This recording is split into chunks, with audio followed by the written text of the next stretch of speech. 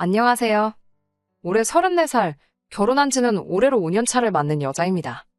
아직 맞벌이를 하고 있고요. 원래는 결혼하고 1년만 지나서 곧바로 이세 계획을 가질 생각이었는데 안타깝게도 그게 생각처럼 잘 되지는 않았습니다. 결국 병원까지 가서 검사를 받아봤는데 저나 남편이나 둘 중에 한 명이 문제가 있는 건 아니었어요. 그렇다고 두 사람 다 문제가 있는 건 더더욱 아니었고요. 별다른 원인 없이 잘 안 되는 상황인데 나중에 가서 시험관까지 도전해봤다가 그 과정이 너무 힘들고 그래서 무리하지 않고 그냥 마음 편히 갖고 살기로 했어요. 저희가 앞으로 몇 살이 되던 간에 자연스럽게 아이가 찾아오면 그렇게 엄마 아빠가 되는 거고 그게 아니라면 그냥 이대로 둘이서 즐겁게 딩크로 살기로 결정했습니다. 그래서 저도 여지껏 경제활동을 이어가게 되었네요. 본의 아니게 시작한 딩크 생활이다 보니 솔직하게 말해서 아쉬운 점이 많아요. 어디 남편이랑 데이트라도 하러 나갔다가 아이랑 함께 외출 나온 다른 부부라도 마주치게 된다면 안타깝고 한편으로는 부럽기도 했습니다. 아이가 하루가 다르게 커가는 모습 보면 그게 얼마나 행복할지 혼자서 속으로 상상한 적도 많아요. 하지만 아이 없이 지내는 게 그런 아쉬운 점이나 단점만 있는 건 아니었네요. 장점도 분명히 있더라고요. 결혼 5년 차인데도 신혼 때랑 별 다를 점이 없고요. 남편과 계속 연애 중인 기분이 들 때도 있어요. 주변에 아이 가지고 있는 지인들이 육아가 너무 힘들다 죽는 소리 할 때도 저한테는 배부른 소리처럼 들릴 때도 있지만 반대로 그 지인들은 애 없이 사는 저희를 보면서 부러워할 때도 있더라고요. 그리고 하나 더 굳이 이야기를 하자면 경제적으로 여유가 넘친다는 거예요. 애초에 저나 남편이나 벌이가 그래도 중간 이상은 간다고 할 정도로 괜찮게 벌고 있는데 거기에 둘이 같이 벌고 있으니 휴가 때 남편하고 날짜 맞춰서 매년 해외여행도 다니고 있고 소비를 하는데 있어서만큼은 크게 걱정을 해본 적이 아직은 없네요. 결혼 5년 차인데도 남편과 연애하는 기분이 든다고 할 정도로 남편과는 아무런 문제도 없는데 제가 이런데 사연을 보낸 이유는 따로 있습니다. 벌써 왜인지 알고 계실 분들도 계실 것 같네요. 남편하고는 아무 문제 없지만 시댁하고는 그렇지 않거든요. 매일같이 챙겨 듣는 건 아니지만 가끔 사연을 찾아 듣고는 하는데 다른 분들이 이미 보냈던 사연만큼은 아닐 수도 있지만 저희 시댁도 둘째가라면 서러울 정도거든요. 시어머니나 시누나 둘이서 꿍짝이 엄청 잘 맞습니다. 저도 딸이고 제 동생 부부 입장에서 보면 저도 똑같은 시누일 테지만 가끔 두 사람은 제 상식을 벗어날 때가 있습니다. 시어머니나 시누나 제가 볼 때는 50부 100부이기는 한데 특히 시누와의 마찰이 잦았습니다. 아직도 결혼을 하지 않은 시누는 남편보다 3살 아래 동생인데 저는 남편하고 4살 차이다 보니 굳이 따지자면 제가 손윗사람이긴 하지만 신우가 저보다 1살 언니예요. 제가 신우보다 손윗사람이라고 해서 신우한테 어른 대접을 받으려고 갑질을 한다거나 신우를 저보다 한참 아래로 본다거나 해서 그런 건 절대 아니에요.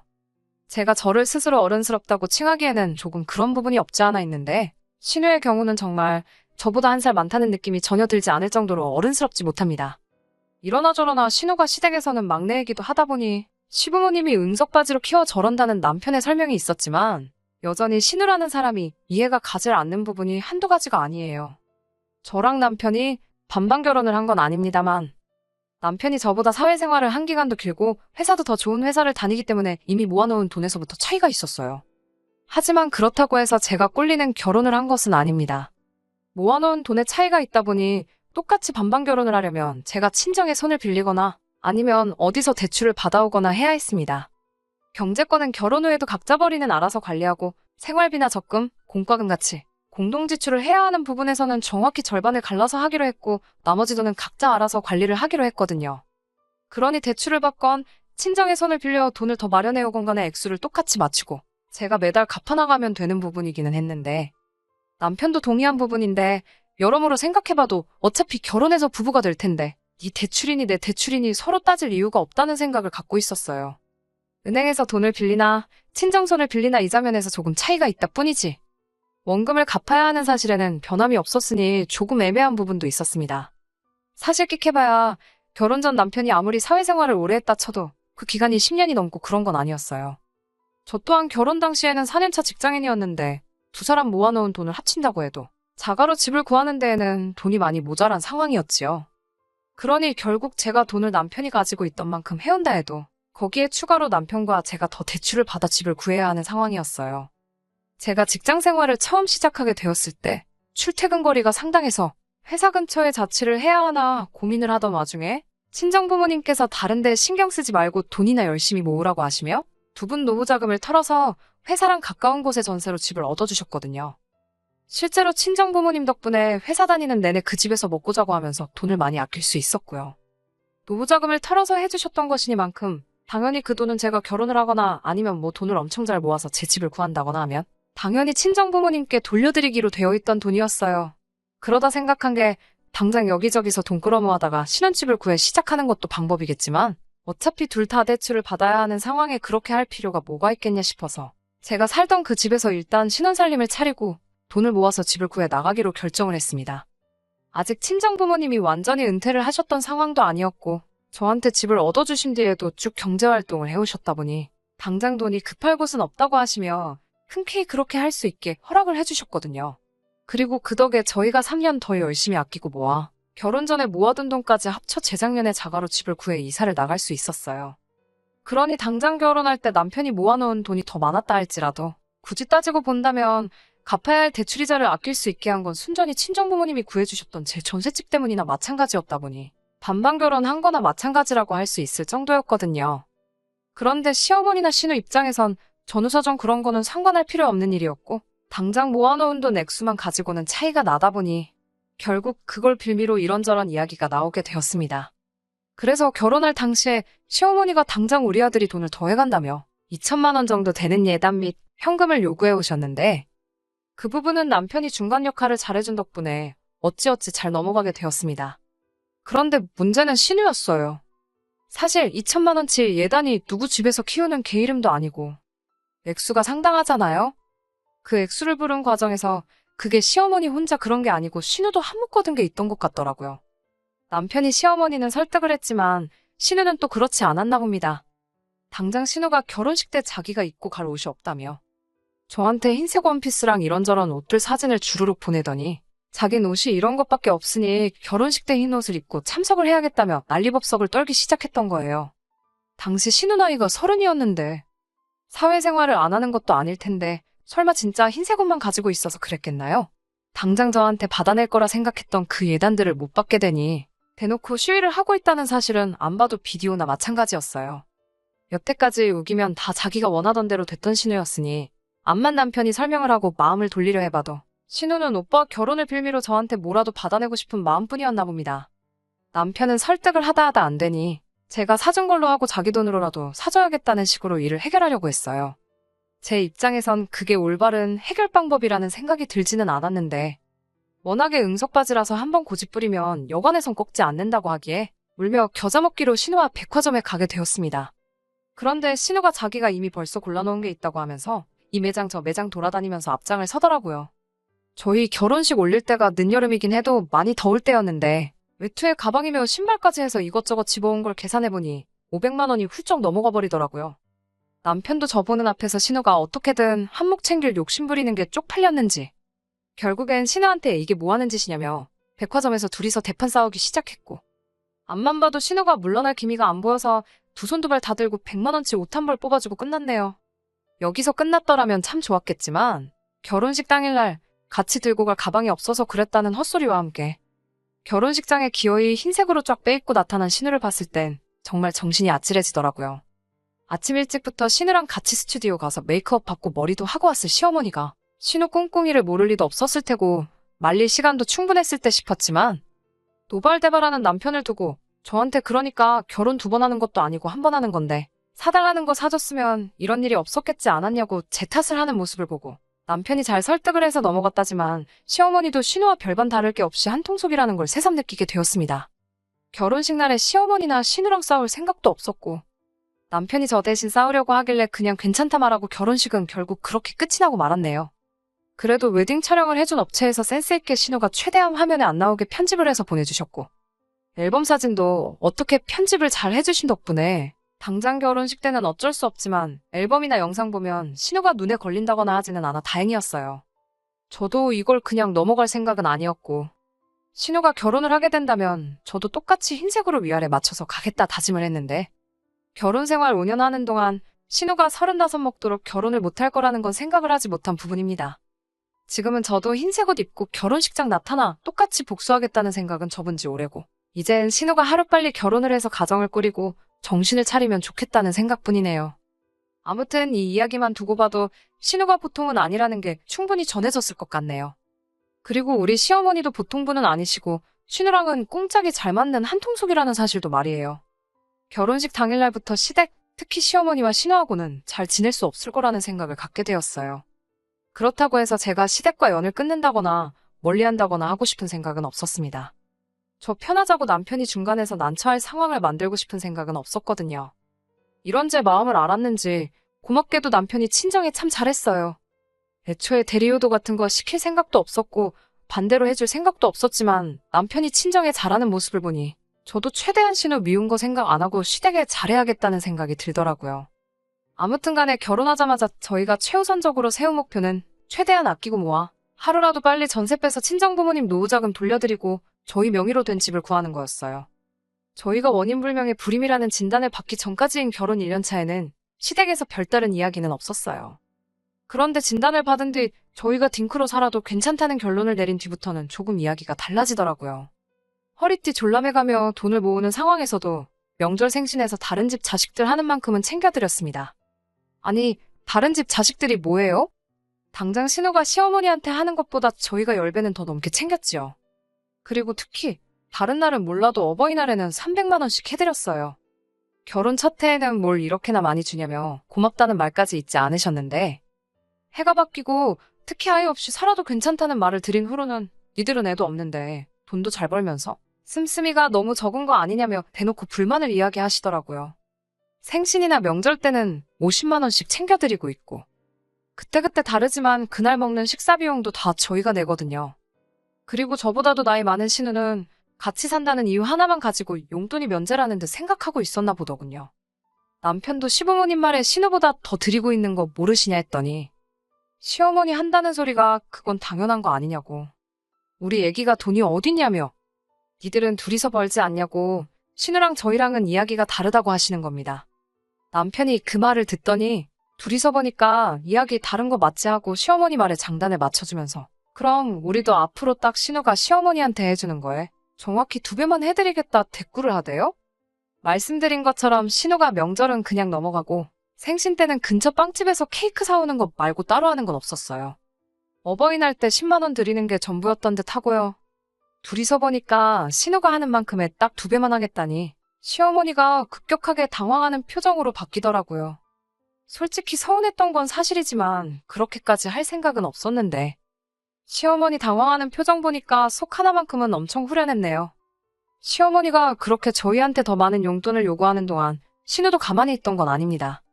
신우도 어떻게든 저희한테 뭐 하나 받아내려고 혈안이 되어 있었어요. 한 번은 자기 생일이 다가온다면서 이것도 갖고 싶고 저것도 갖고 싶다고 미리 선물 받을 걸 정해서 저희한테 보내준 적이 있습니다. 신우가 받고 싶은 선물들은 기본 100만 원부터 시작하는 고가의 물건들이었어요. 물론 단 한 번도 신우가 사달라는 거 사준 적은 없습니다. 그래도 너무 치사하게 굴지 말고 한 번은 사줄 법하지 않나 하는 생각도 하기는 했는데 그런 생각이 들 때면 제 결혼식 때 흰옷으로 중무장하고 깽판 치러 찾아온 신우 생각을 곱씹었어요. 그거 한 번이면 신우에게 잘해주고 싶은 마음이 들다가도 사라지니 마인드 컨트롤 하기는 쉽더라고요. 남편도 신우가 왜 저러는지 모르겠다 하는 겁니다. 자기가 이래서 돈 벌고 있는 건 그렇다 쳐도 원래 결혼하기 전에는 저렇게 뭐 사달라고 떼쓰는 대상은 오빠인 자기가 아닌 시부모님이었는데 결혼 후에는 이유는 모르겠는데 그 대상이 왜 저희한테로 바뀐 건지 도무지 모르겠다 하더라고요. 몇 번이나 사달라는 거 안 사주고 거절을 하면 신우도 눈치가 있다면 당연히 싫은가 보다 생각하고 포기할 법도 한데 신우는 포기를 모르는 것처럼 보였습니다. 생일이면 생일이다. 명절이다. 크리스마스다. 뭐만 다 가져다 붙이면서 계속 저희한테 뭔가를 받아내려고 끝까지 노력을 했어요. 그리고 지난 5월이었는데 이때 정말 마지막 퍼즐 조각을 끼워 맞춘 것처럼 그동안 신우가 왜 그랬는지부터 다 알겠더라고요. 지금 생각해도 실수가 삐져나올 정도로 여태껏 신우가 부렸던 억지 중에 가장 최고봉이라고 봐도 될 정도의 억지였네요. 시어머니가 보자고 하셔서 시댁에 찾아갔어요. 주말이었으니 신우도 집에 있었고요. 시어머니는 딱히 이유도 없이 저희를 오라고 하셨던 거였고 진짜 용무는 신우가 저희한테 있어 보였습니다. 별 쓸데없는 이야기들로 대화의 물꼬를 틀더니 또다시 결혼식 날 사주지 않아 갖지 못하게 된 그 가방 사진을 들이밀며 저희가 또 지한테 선물을 해달라 하더라고요. 이렇게 신우가 땡깡을 부리는 게 거의 두어 달에 한 번꼴로 있는 일이다 보니 남편도 이젠 신우가 저러는 걸 즐기는 건지 이번엔 또 무슨 이유로 뭘 사달라고 하는 거냐 물어보더라고요. 말씀드렸잖아요. 생일이다. 남자친구랑 헤어진 지 2년째 되는 날이다. 별 같자는 이유 가져다 붙여서 자기가 선물을 받아 마땅한 날이라고 하고 다녔다는 걸요. 그 이유가 하도 신박해서 이번엔 어떤 연유로 선물을 사달라고 하는지 보는 걸 남편은 소소한 재미처럼 생각하고 있더라고요. 그런데 이번에는 그 이유를 듣자 하니 어이가 없더라고요. 5월 5일은 어린이날이잖아요.